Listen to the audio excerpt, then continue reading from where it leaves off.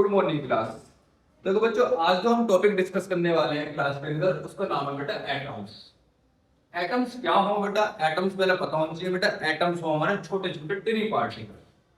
जो हमारे टिनी पार्टिकल है वो सब क्या है बेटा? हमारे एटम्स।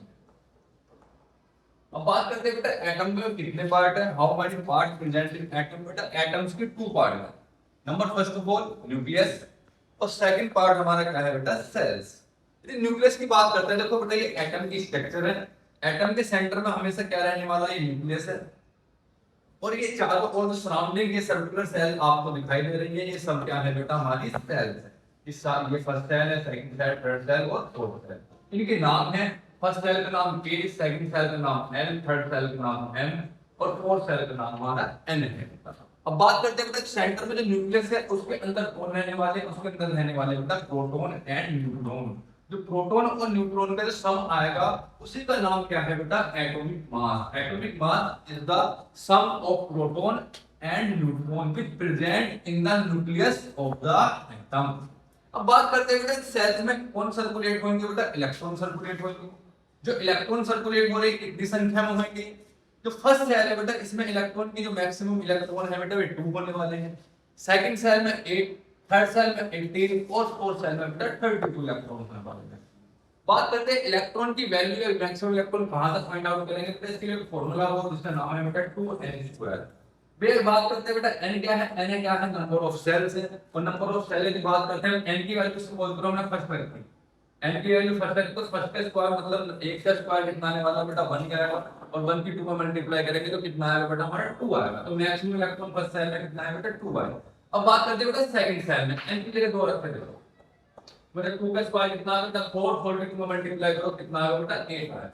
सिमिलरली तुम्हें बेटा कौन से इलेक्ट्रॉन में बेटा? फिफ्थ इलेक्ट्रॉन में हमें इलेक्ट्रॉन बताने कितने मतलब में फिफ्थ सेल में मैक्सिमम इलेक्ट्रॉन की संख्या कितनी हो सकती है तुम्हें बेटा बतानी है।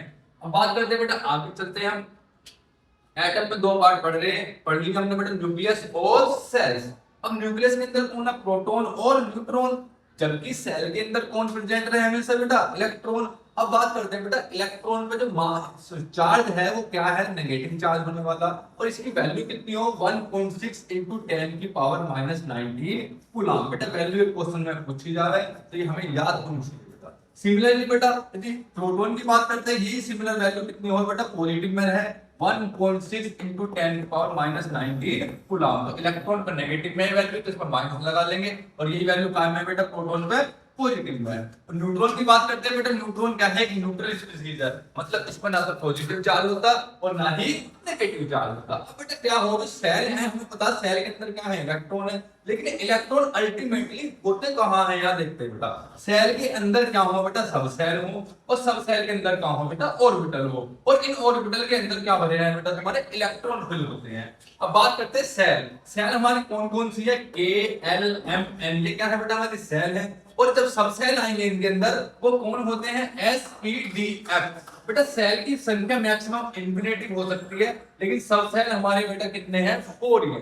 S, P, D, F. अब इनके अंदर ऑर्बिटल होते हैं। एस के अंदर कितने ऑर्बिटल है बेटा? 1। पी के अंदर कितने ऑर्बिटल है बेटा? 3।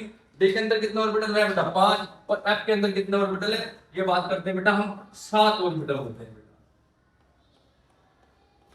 1 2 3 4 5 6 और 1 7। अब मैक्सिमम नंबर ऑफ इलेक्ट्रॉन कैसे बताएंगे बेटा? यहाँ देखो बेटा, एस के अंदर एक ऑर्बिटल है। एक इलेक्ट्रॉन इसमें क्लॉकवाइज बढ़ सकते हैं, एक एंटी क्लॉकवाइज बढ़ सकते हैं। तो मैक्सिमम इलेक्ट्रॉन कितना है बेटा? 2 आएगा।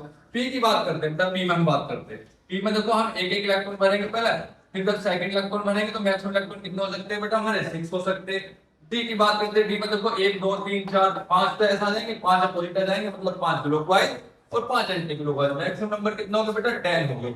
अब मैं एक्वालेंट बताने की मैक्सिमम नंबर ऑफ इलेक्ट्रॉन कितने हैं तो लिखे हुए हैं। इसको कितने इलेक्ट्रॉन लिखे हुए बेटा? 14 इलेक्ट्रॉन लिखे हुए, लेकिन कैसे हैं तो पता चल गया बेटा। आज की वीडियो में हम इतना ही डिस्कस करते हैं। नेक्स्ट टॉपिक में बेटा हम बात करेंगे कि इलेक्ट्रॉन, प्रोटॉन, न्यूट्रॉन पे कितना मास होने वाला है। आज के लिए थैंक यू बेटा, इतना ही हमारा डिस्कस करेंगे। नेक्स्ट वीडियो में मिलते हैं।